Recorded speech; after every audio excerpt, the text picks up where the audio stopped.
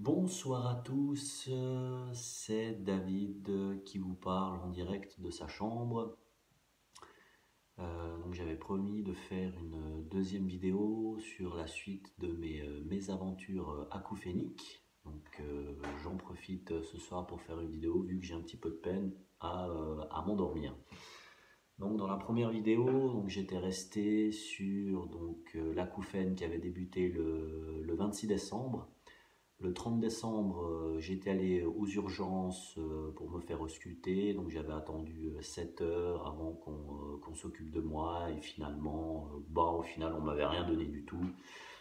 On m'avait juste dit que j'avais une petite lésion à l'oreille gauche. Et on m'a dit que par contre, si la douleur continuait, je devais aller voir un médecin. Chose que j'ai faite le 3 janvier 2018. Donc le 3 janvier 2018, je me suis rendu chez mon médecin de famille qui m'a également ausculté l'oreille gauche, il m'a également ausculté l'oreille droite et il m'a aussi trouvé donc une petite blessure, une petite lésion à l'intérieur de l'oreille gauche, mais pas très profonde. Donc apparemment le tympan n'a pas été touché. Je tiens à préciser qu'à ce moment-là, donc le 3 janvier, je commence finalement à me rendre compte que l'acouphène qui avait commencé dans l'oreille gauche, finalement, existe également dans l'oreille droite. Mais je ne saurais pas vous dire à quel moment le bruit, le bourdonnement a commencé dans l'oreille droite.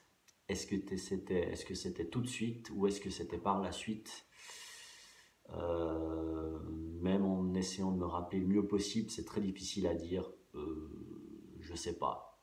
Je sais pas si j'ai eu tout de suite le bruit dans les deux oreilles ou d'abord à l'oreille gauche et ensuite à l'oreille droite. Il en est que finalement à ce moment-là, j'ai pris conscience que j'avais également ce bruit qui me dérangeait à l'oreille droite alors que tout était parti de l'oreille gauche. Donc, au final, le médecin m'a ausculté. Donc, ce qu'il m'a donné, c'est de la cortisone. Avaler 3 comprimés le matin pendant 3 jours pour l'acouphène. Il m'a également prescrit des gouttes à mettre dans les oreilles, donc ça s'appelle Otipax. Je ne sais pas si vous en avez déjà entendu parler. Une goutte dans les oreilles, oreille gauche, oreille droite forcément, le matin, le midi et le soir pendant 6 jours.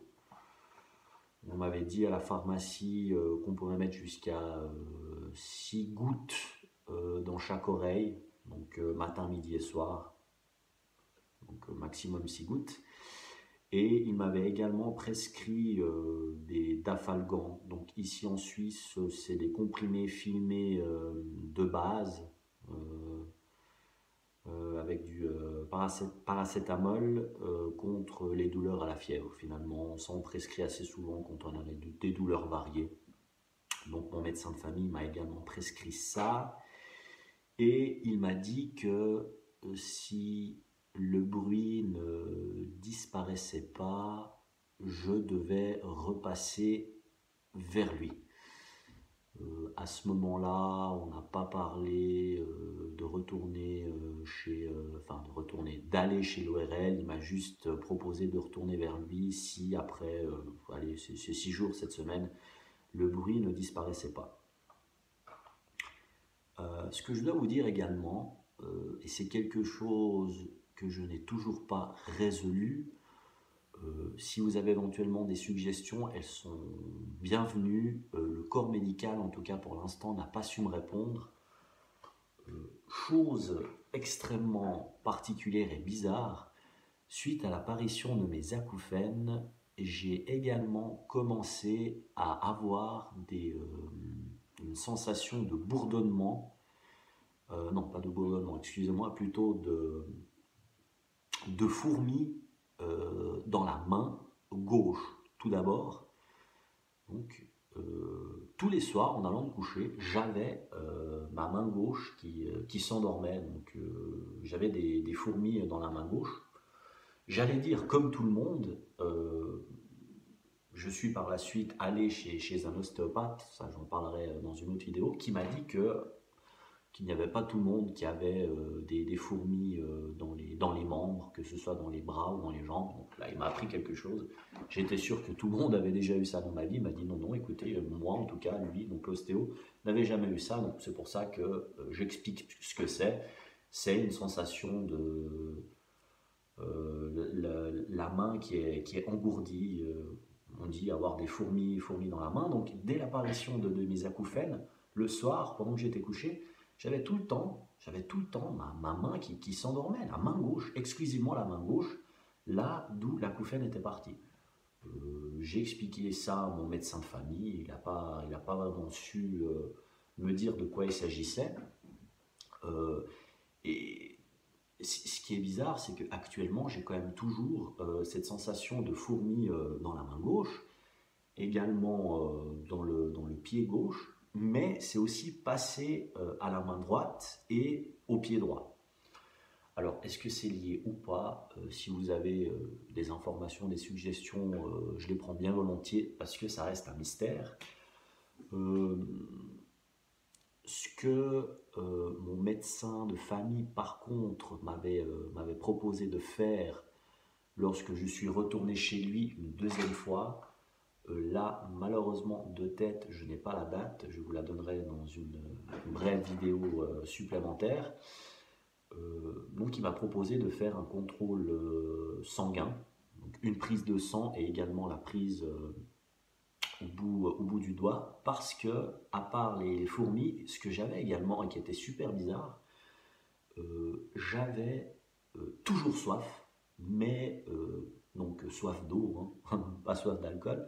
J'avais tout le temps soif, mais c'était extrêmement particulier, ça m'était jamais arrivé, je buvais beaucoup, et le problème, c'est que ma soif n'était jamais étanchée. Donc, j'avais beau boire, je n'avais jamais cette sensation finalement de satisfaction et de ne plus avoir soif. J'avais toujours la gorge qui était sèche, et j'avais tout le temps soif. Je buvais tout le temps, sans fin finalement. Et bah forcément, vu que je buvais beaucoup, j'allais très souvent également aux toilettes uriner. Donc, non seulement j'avais la main engourdie, mais j'avais toujours soif et je devais toujours aller aux toilettes. En plus des bourdonnements, donc de l'acouphène. Et là, c'est vrai que le médecin, il m'a dit, tiens, en tout cas pour la grosse soif, sans fond finalement, il m'a dit, tiens, ça pourrait éventuellement être une cause de diabète. Donc si jamais, je vous apprends peut-être quelque chose, si une fois ça devait vous arriver, faites attention, allez faire un contrôle parce que ça pourrait être le diabète. Donc mon médecin m'a fait les prises de sang. Heureusement, pas de diabète. Par contre, j'avais une carence en vitamine D et là, il m'a donné des gouttes à prendre à la pipette dans la bouche pendant 2 mois. En attendant que, je l'espère, le soleil fasse son apparition pour que ça aille mieux au niveau de la vitamine D. Donc pas de diabète, par contre toujours ces problèmes de mains et de pieds qui s'endorment, de fourmis et malheureusement toujours cet acouphène, malgré ce traitement très court qu'il m'avait donné, j'avais toujours cet acouphène. Voilà, donc ma deuxième vidéo donc pour vous faire part de mes péripéties avec mon acouphène. Je ferai la troisième vidéo prochainement où je vous donnerai la date exacte où j'ai fait ce contrôle sanguin et où je vous expliquerai mon premier rendez-vous chez un spécialiste et en l'occurrence un ORL. D'ici là, portez-vous bien, c'était David avec vous. Je vous souhaite une excellente nuit. Bye bye.